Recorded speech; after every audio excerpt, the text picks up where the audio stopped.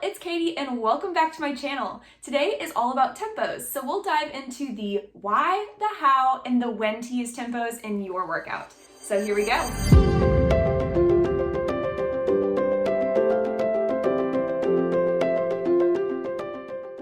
Tempos are such a fun little twist to put in your workouts to shake things up, not only to keep things more entertaining, especially if you've been in a rut with your normal workouts recently, but also to shake things up for your muscles too.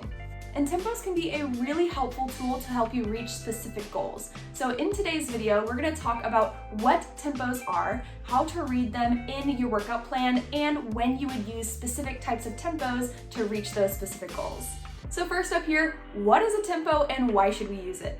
The whole point of using tempos is to manipulate time under tension, and that's a big exercise principle, and I go into a lot more depth in this video up here. But for today's video, all you need to know is that time under tension means that the longer that your muscles are under tension or load, the more muscle fibers you'll recruit. Which means the more time you spend in an exercise, the more gains you get. And tempos are all about using that time under tension to our advantage. By manipulating the movement speed of certain phases of our lifts, then we can reach specific goals based on how we're using those tempos. But first off, we have to learn how to read tempos when we encounter them in a workout. So when we do this, we usually express it in a string of 4 numbers with colons in between each. So in our lifts, we have 2 phases of movement, and that first number is going to be the first phase of movement. The second number is going to indicate whether there's a little pause in between the 2 phases.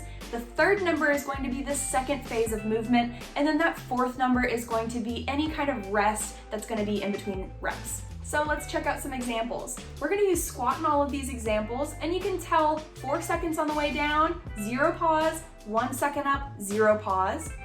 Next up, we have 3 seconds on the way down, 1 second pause, 3 on the way up, and 1 pause at the top.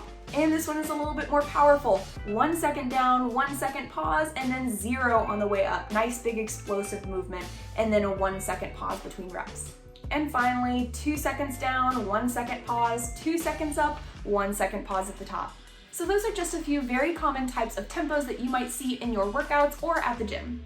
And on a quick side note here, sometimes you'll see tempos expressed with only 2 numbers. These are the movement phases. So sometimes you do this when you want to exclude when there's very little to no rest in the middle of the rep or at the end of the rep.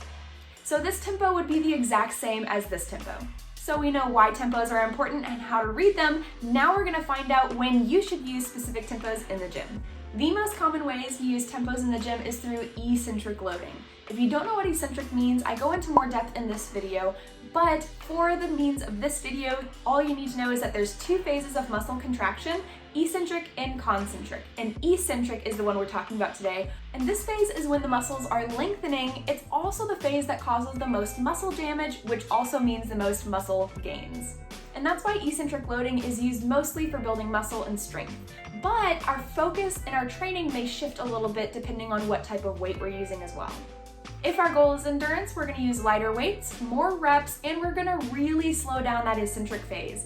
For our example here, we have a 2-second concentric followed by a 4-second eccentric, very slow on the way down.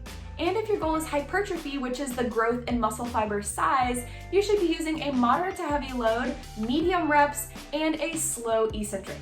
For our example here, we're going to even that tempo out, 3 seconds on the way down, and then pause, 3 seconds back on the way up, pause. And for power here, we're going to find moderate to heavy load, fewer reps, and explosive speed. For our example, here's an RDL with 1 second on the way down, no pause, and then driving back up as fast as you can. In the tempo, we've also noticed that a 0 is indicated for that explosive power. And for strength, we're going to find heavier weight with fewer reps at a more normal tempo. The exception here is max strength, in which case that tempo will decrease as the weight gets heavier. Because as you reach the more maximum edges of your strength, that bar will slow down and it will get much harder, so the movement speed will be affected. Our example here is a 2-1-2-1, which is a more normal tempo, but you can see here I am close to my max, so I'm moving a little slower than that, and that's okay.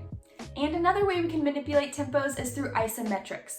This is where we increase the pause between the 2 movement phases of the lift. And by adding some extra time here, we can also help build strength in those more difficult areas or sticking points of the lift.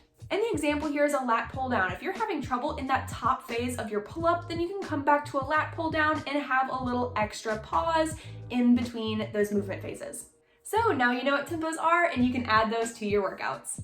Before you go, I have a free 14-day challenge that's just about to start. So if you were an athlete back in the day and you can't find that same purpose and drive in the gym, then this challenge is for you. So whether you have zero experience in the gym or you're an expert, we're gonna work on reigniting your athleticism in this challenge.